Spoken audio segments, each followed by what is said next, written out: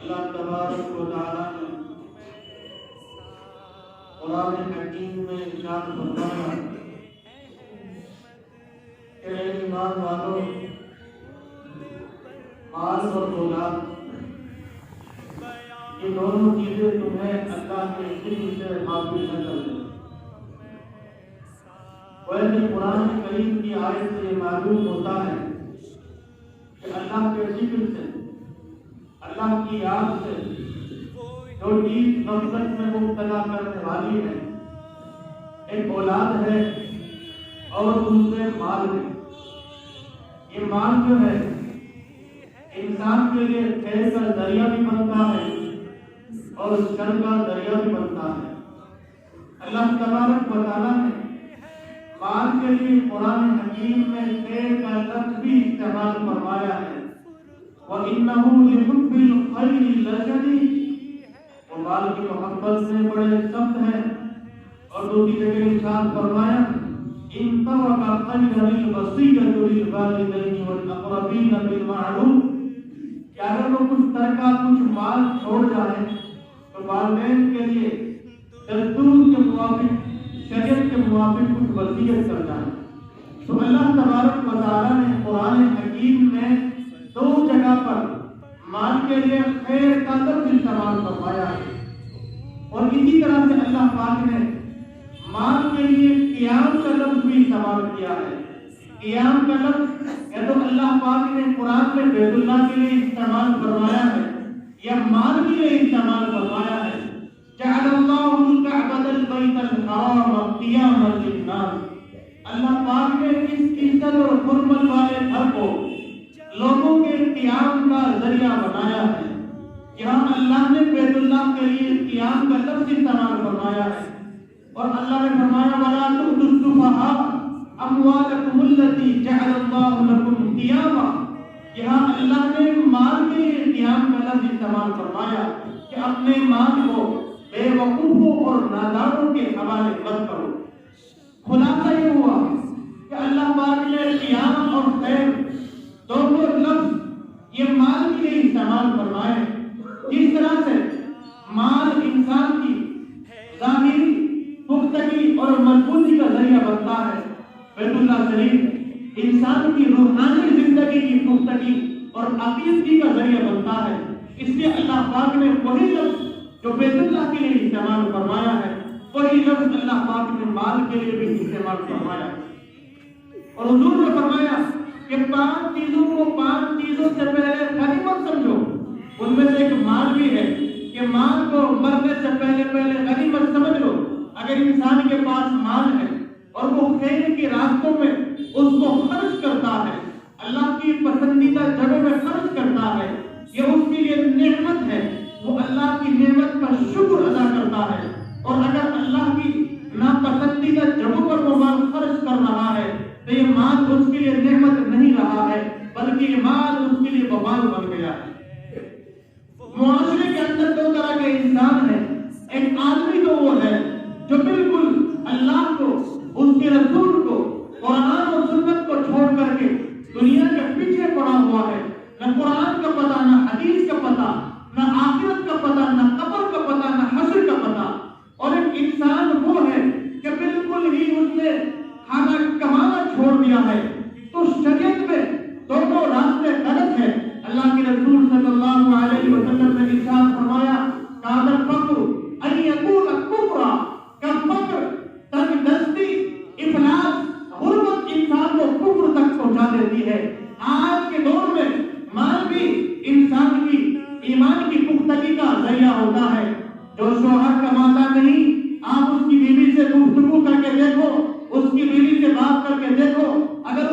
وحدت الشریعت کا نام لے دو، قرآن اور سنت کا نام لے دو، تو نعوذ باللہ تو قرآن اور سنت کے خلاف بھی بولنا شروع کر دے گی کہ وہ تو کمانا ہی نہیں، بس نماز میں لگا رہتا ہے، قرآن میں لگا رہتا ہے، نہ جانے کیسے کیسے جملے اس کی زبان سے نکلتے ہیں، بولتے بولتے کفریہ کلمات تک وہ اپنی زبان سے نکال دیتی ہے۔ اس سے حضور نے فرمایا کہ تندرستی بعض اوقات بعض مرتبہ انسان کو کفر تک پہنچا دیتی ہے۔ اس لیے اللہ نے قرآن میں فرمایا وَلَا تَجْعَلْ يَدَكَ مَغْلُولَةً إِلَىٰ عُنُقِكَ وَلَا تَبْسُطْهَا كُلَّ الْبَسْطِ فَتَقْعُدَ مَلُومًا مَحْسُورًا، کہ تم ہاتھ کو اپنی گردن سے باندھ کر نہ رکھو کہ بالکل ہی اللہ کی راہ میں خرچ نہیں کرتے، بالکل ہی اللہ کی راہ میں نہیں دیتے، اور نہ ہی ایسا ہونا چاہیے کہ سارا کا سارا مال تم نے لوگوں پہ لٹا دیا ہے اور پھر تم فقیر اور تنگست بنے ہوئے لوگوں کے سامنے ہاتھ دراز کر رہے ہو۔ تو قرآن نے اور حدیث نے ہمیں ایک درمیانی زندگی بتائی ہے کہ اس پر ہم کو چلنا ہے اور اسی راہ کے مطابق ہمیں زندگی گزارنی ہے۔ ابراہیم علیہ السلام نے قرآن میں فرمایا وَجْنُبْنِي وَبَنِيَّ أَن نَّعْبُدَ الْأَصْنَامَ، اے اللہ مجھے اور میری اولاد کو بتوں کی پرستش سے پوجا سے بچائیے گا۔ کیا کسی نبی کی اولاد اور کوئی نبی کسی ظاہری بت کو جو سامنے نظر آ رہا ہے اس کی پوجا کر سکتا ہے، عبادت کر سکتا ہے؟ نہیں کر سکتا۔ علماء نے لکھا ہے کہ ان بتوں سے مراد سونے اور چاندی کے بت ہیں، کہ سونا اور چاندی جب آتا ہے آپ سنتے ہیں نا، زر پرست، شہوت پرست، نفس پرست، خواہش پرست، مال پرست، بت پرست، تو سارے جملے ایک ہی جیسے ہیں۔ اتنا آدمی مال پرست نہ بنے کہ قرآن اور سنت کو اور فکر آخرت کو بالکل ہی بھول جائیں۔ ہماری نظر میں صحابہ کرام کی سب سے بڑی کرامت کیا ہوتی ہے؟ سب سے بڑی کرامت ہماری نظر میں صحابہ کرام کی یہ ہوتی ہے کہ انہوں نے سمندر میں گھوڑے دوڑا دیے ہیں اور سمندر عبور کر لیا ہے۔ لیکن اہل علم کی نظر میں سب سے بڑی کرامت صحابہ کرام کی یہ تھی کہ اللہ نے ان کے اوپر فتوحات کے دروازے کھول دیے تھے، کیسر و کسریٰ کے خزانے ان کے دربار میں آ گئے تھے، لیکن ان خزانوں کے باوجود، ان دولتوں کے باوجود، ان افزائشوں کے باوجود اللہ تبارک و تعالیٰ کی یہاں ایمان کی کشتی کو حفاظت اور مضبوطی سے وہ بچا کر کے لے گئے۔ یہ صحابہ کرام کی سب سے بڑی کرامت کہ اللہ نے فتوحات کے دروازے کھول دیے، لیکن یہ ساری کی ساری چیزیں ان کے ایمان کو ڈگمگا نہ سکی۔ جو ایمان کا پختہ اور مضبوط اور اللہ کے اوپر ان کا کلی اعتماد اور کلی عقیدہ تھا۔ اس لیے ہمارا یقین، ہمارا اعتماد یہ ہونا چاہیے۔ اللہ نے قرآن میں فرمایا وَمَا مِن دَابَّةٍ فِي الْأَرْضِ إِلَّا عَلَى اللَّهِ رِزْقُهَا، اس زمین پر جو بھی انسان ہے، جانور ہے، چرند اور پرند ہے، ان سب کی ذمہ داری اللہ تبارک و تعالیٰ نے لی ہے کہ میں ان کو رزق دوں گا، میں ان کے رزق میں فراوانی دوں گا، خوشحالی دوں گا، اگر انسان صحیح طریقے سے میرے سامنے آ کر کے دست نگر ہو، میرے سامنے آ کر کے سر کو سجود ہو۔ ایک آدمی نوکری سے فارغ ہو گیا اور فارغ ہونے کے بعد 15-20 لاکھ روپے اس کو مل گئے۔ اس نے سوچا کہ میں ان پیسوں کو انویسٹ کر دیتا ہوں اپنے کسی دوست کے ساتھ اور وہاں سے مجھے نفع ملتا رہے گا، لیکن اس کے دوست کی نیت خراب ہو گئی کہ اس سے یہ 20 لاکھ روپے اچکنے ہیں، اس سے 20 لاکھ روپے ہٹانے ہیں، چنانچہ 20 لاکھ روپے اس نے لوٹ بھاگا، اور جب اس کو اطلاع دی بھائی وہ برباد ہو گیا، کاروبار ختم ہو گیا، وہ صاحب کہتے ہیں کہ اس رات مجھے نیند نہیں آئی کہ ساری زندگی کی پونجی جو 20 لاکھ روپے رقم میرے پاس تھی اور ایک رات کے اندر وہ خاک ہو گئی۔ وہ بیچارے پڑے، ان کا دل بجھا ہوا تھا، بڑے غمگین تھے، مضطرب تھے، کسی اللہ والے کے پاس گئے اور اللہ والے سے سارا قضیہ اور قصہ بیان کیا کہ میں اس شخص سے لڑائی نہیں کر سکتا، جھگڑا نہیں کر سکتا، جھگڑا مول نہیں لے سکتا، لیکن آپ کو راستہ بتائیے گا، ساری زندگی کی بڑی پونجی تھی، کمائی تھی، اور وہ ساری کی ساری لے کر کے حرم کر گیا۔ وہ کہنے لگے پہلی بات تو یہ ہے کہ یہ عقیدہ رکھو، یہ یقین رکھو کہ رزق دینے والا رازق اللہ ہے، اور دوسری بات یہ بتاؤ کہ رزق زمین میں ہے یا آسمان میں ہے۔ وہ کہنے لگا کہ آپ ہی صحیح رہنمائی کر سکتے ہیں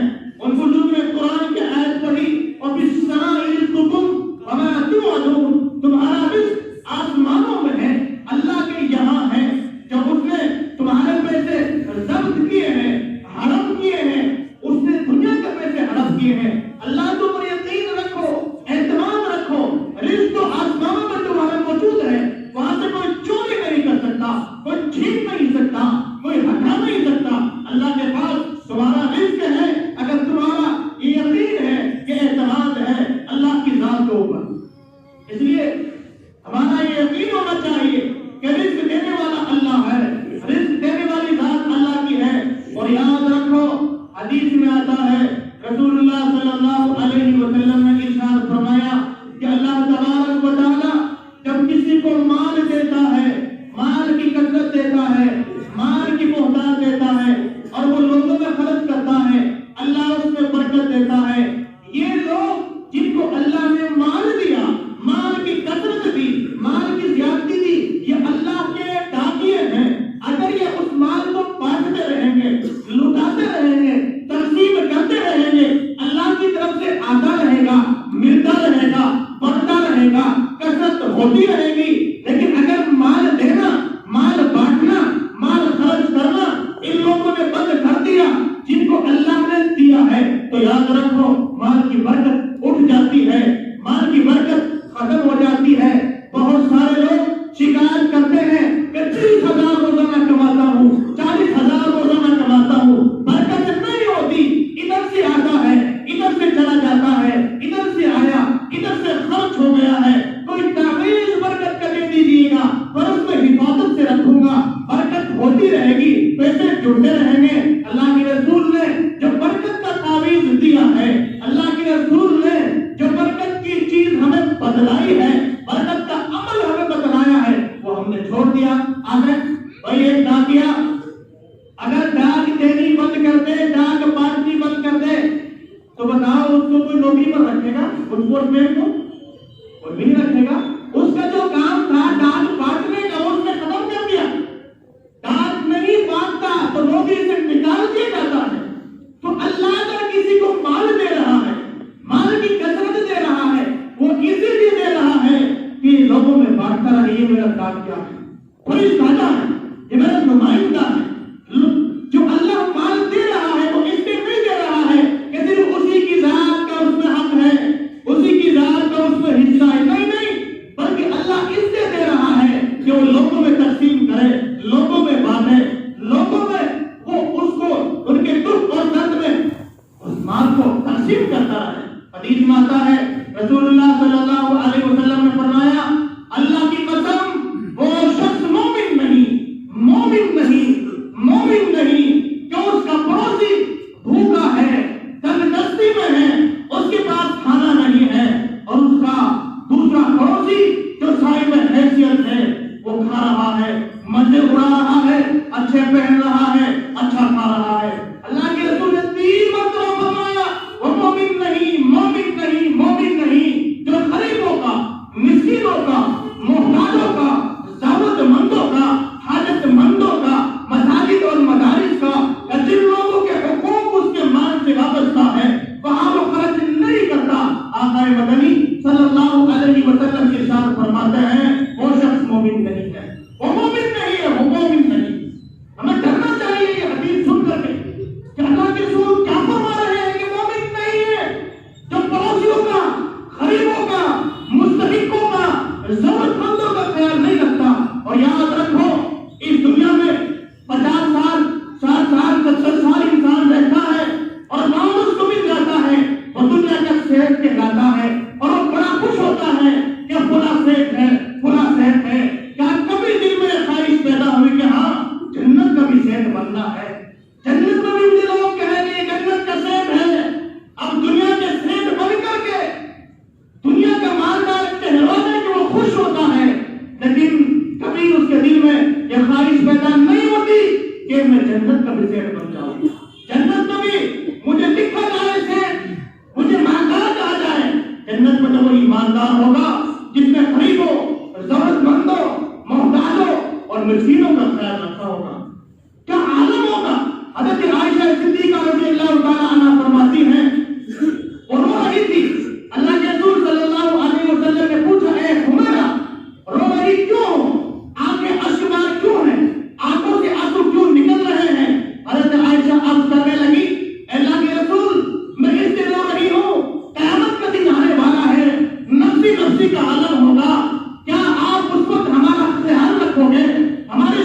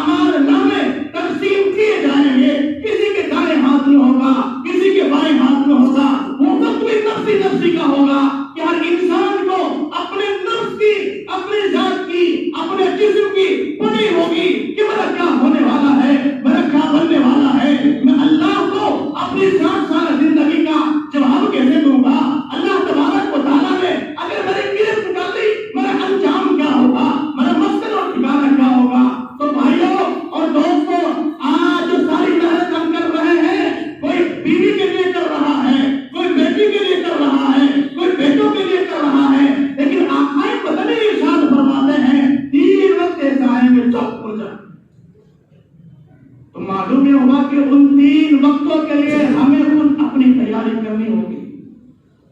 हमें अपने नामे अमाल को दुरुस्त करना होगा, अपने नामे अमाल को सुधारना होगा। मालिक बिन दीनार फरमाते हैं, उन्होंने एक बांदी गोद ले ली, वो बांदी बड़ी खूबसूरत हसीन जमील, उसके यहाँ एक बच्ची पैदा हुई, बांदी के यहाँ वो बच्ची भी 2 साल में इंतकाल कर जाती है। और मालिक बिन दीनार उस बच्ची के इंतकाल करने पर बड़े मखमूम, रंजीदा, बड़े परेशान।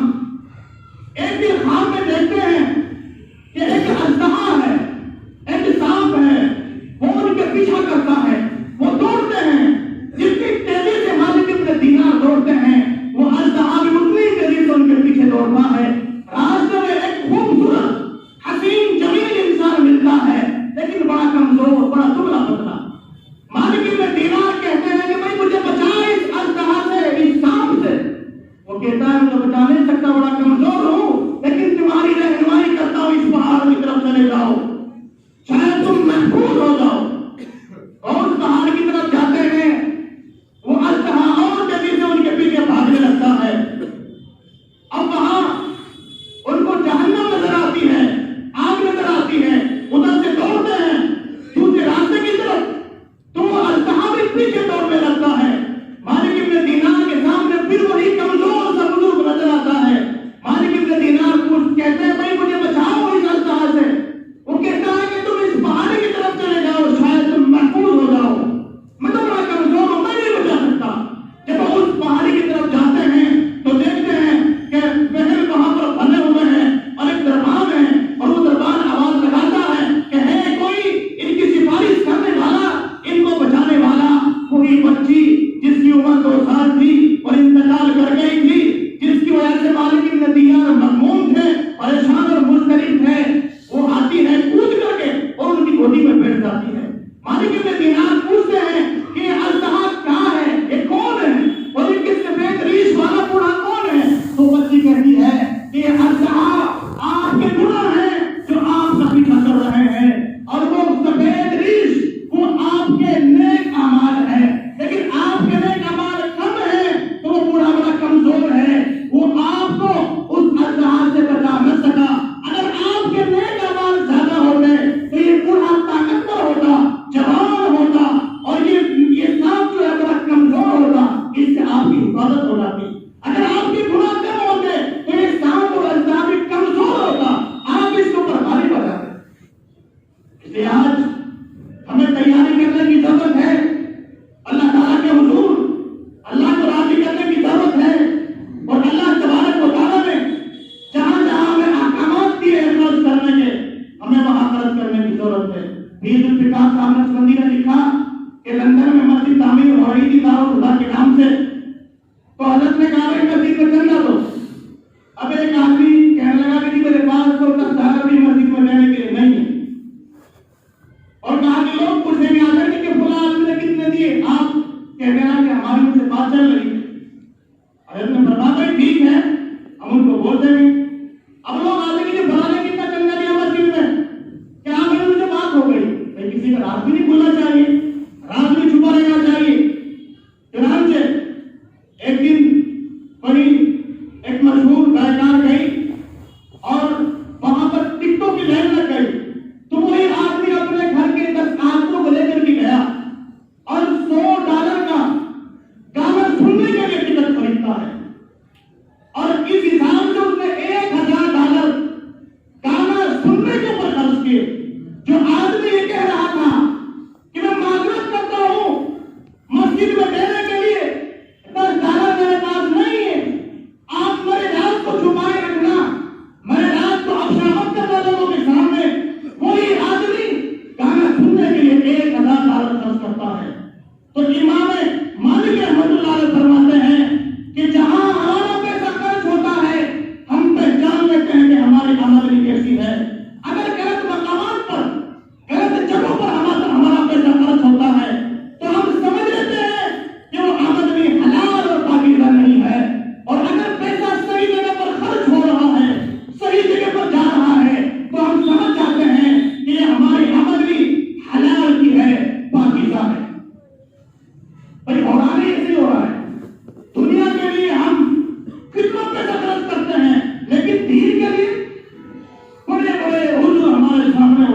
کوئی مقروض ہو جاتا ہے، کوئی قرضے میں ڈوب جاتا ہے. ہم سب کا یہی حال ہے. اللہ حفاظت فرمائے.